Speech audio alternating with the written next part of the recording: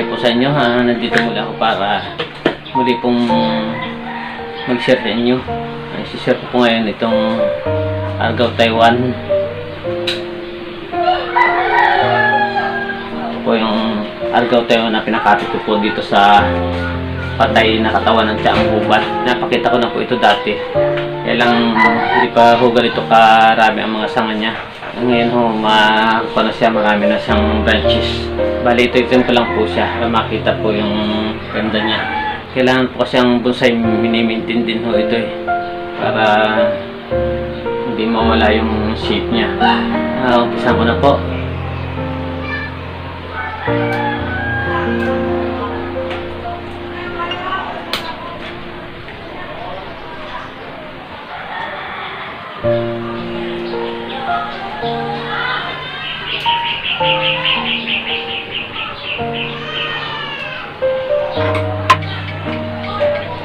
Muli po doon sa mga hindi pa nakakapag-subscribe sa aking YouTube channel, paki-subscribe po para ma-update po kayo sa ganito mga in-share ko.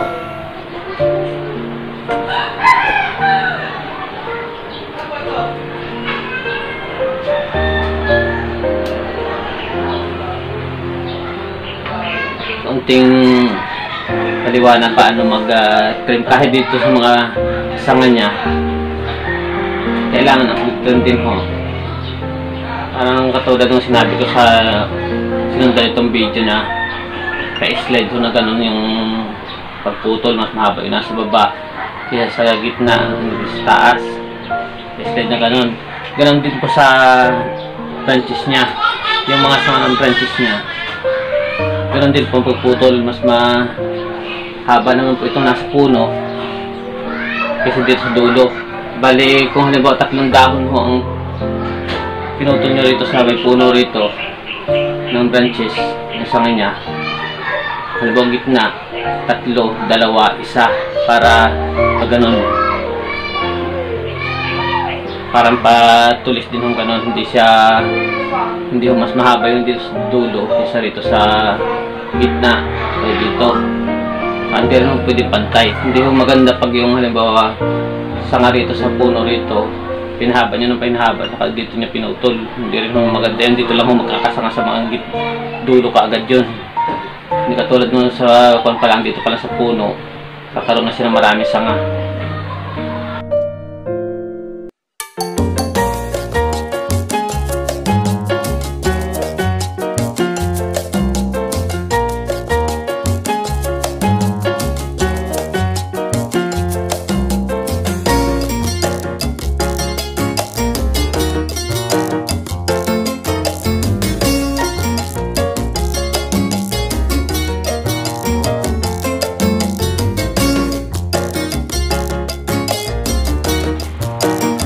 Kahit so dito sa taas yan, ganun din ho, pare-parehas ang paraan ng pagputol niya kahit so dito sa ibabaw ng branches niya. Kailangan mas mahaba pa rin ho yung putol, mas mahaba pa rin ho yung dito sa puno dito. Paikli hanggang dito sa dulo para parang slide din ho siya.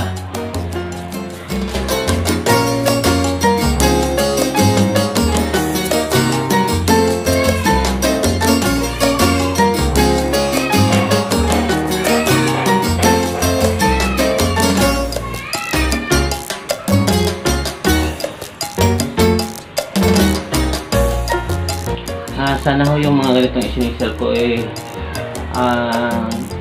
dapat napapanood nyo po hanggang sa matapos dahil minsan ho kahit nakapasport ho yung bandang dulo o kaya bandang gitna, minsan may papaliwanag ho ako kung ano ang dapat gawin, ganun.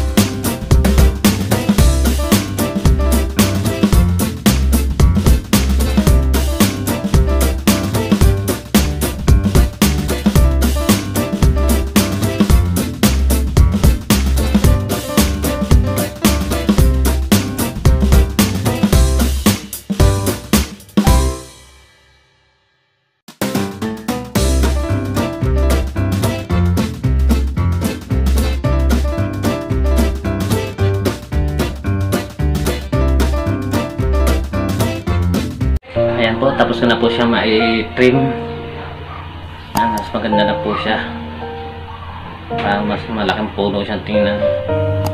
Muli po maraming salamat po sa inyong panonood. At muli, subscribe po ang aking YouTube channel para ma-update kayo sa mga next videos na i-upload ko. Salamat.